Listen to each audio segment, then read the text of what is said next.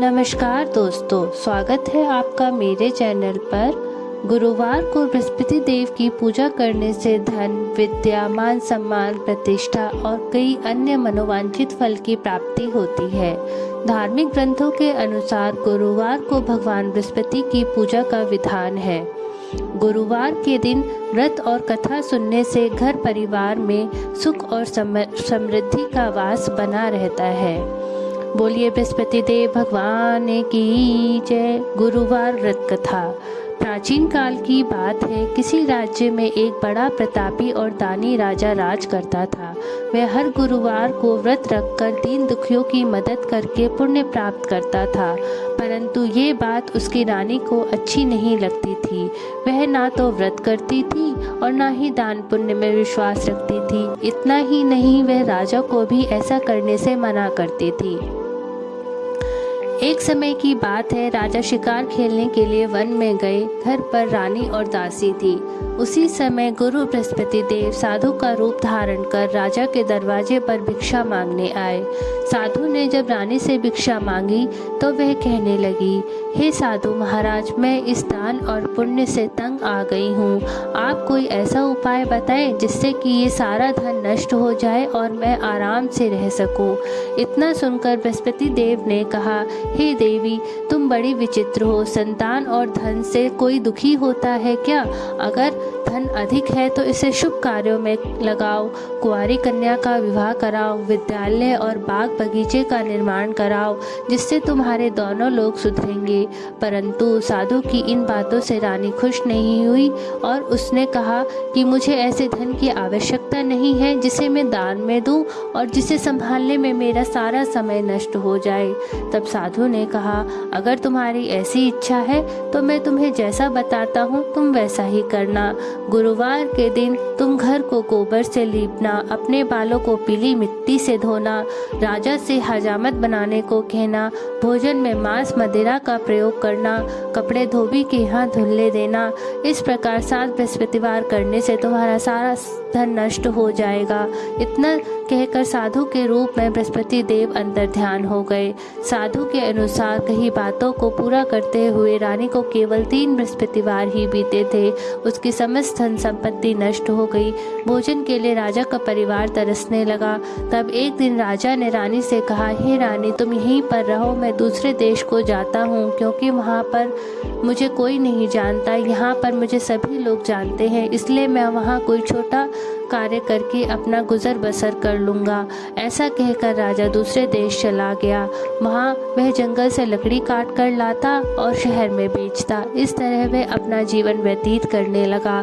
इधर राजा के परदेश जाते ही रानी और दासी दुखी रहने लगे। एक बार जब रानी और दासी को 7 दिन तक बिना भोजन के रहना पड़ा तो रानी ने अपनी दासी से कहा, हे दासी, पास ही के नगर में मेरी बहन रहती है। वह बहुत धनवान है, तू उसके पास जा और कुछ ले आ ताकि थोड़ा गुजर बसर हो जाए। दासी रानी की बहन के पास गई। उस दिन गुरुवार था और रानी की बहन उस समय बृहस्पतिवार व्रत की कथा सुन रही थी। दासी ने रानी की बहन को अपनी रानी का संदेश दिया, लेकिन रानी की बहन ने कोई उत्तर नहीं दिया। जब दासी को रानी की बहन से कोई उत्तर नहीं मिला तो वह बहुत दुखी हुई और उसे क्रोध भी आया। दासी ने वापस आकर रानी को सारी बात बता दी। ये सुनकर रानी ने अपने भाग्य को कोसा। उधर रानी की बहन ने सोचा, मेरी बहन की दासी आई थी परंतु मैं उससे नहीं बोली, इससे वह बहुत दुखी हुई होगी। कथा सुनकर और पूजा समाप्त करके वह अपनी बहन के घर आई और कहने लगी, हे बहन, मैं बृहस्पतिवार व्रत कर रही थी।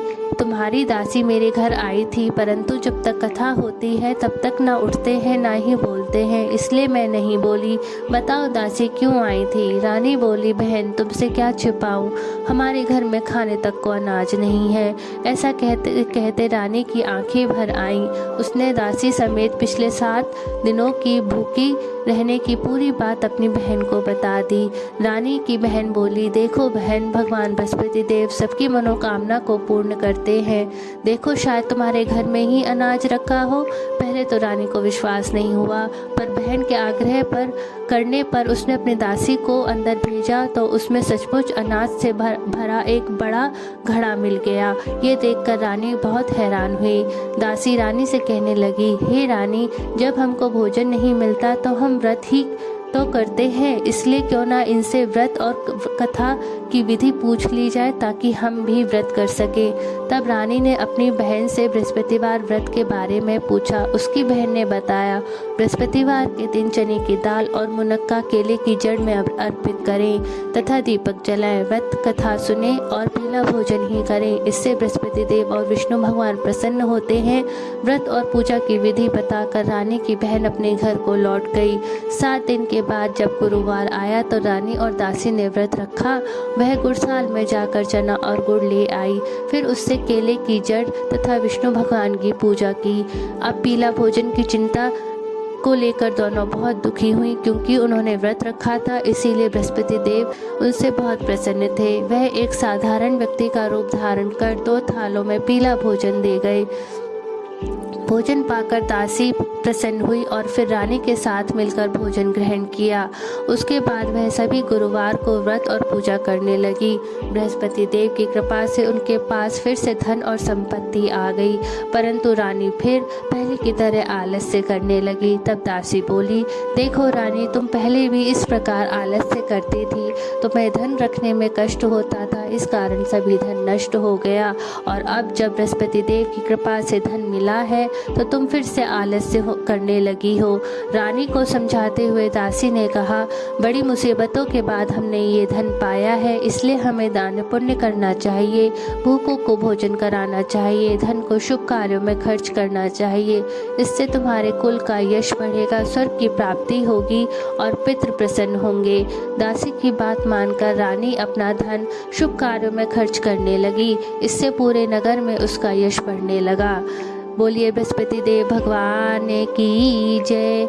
हे बृहस्पति देव, जैसे आपने रानी और दासी की सभी इच्छाओं को पूर्ण किया, ऐसे ही इस कहानी कहने वाले और सुनने वाले की भी करना।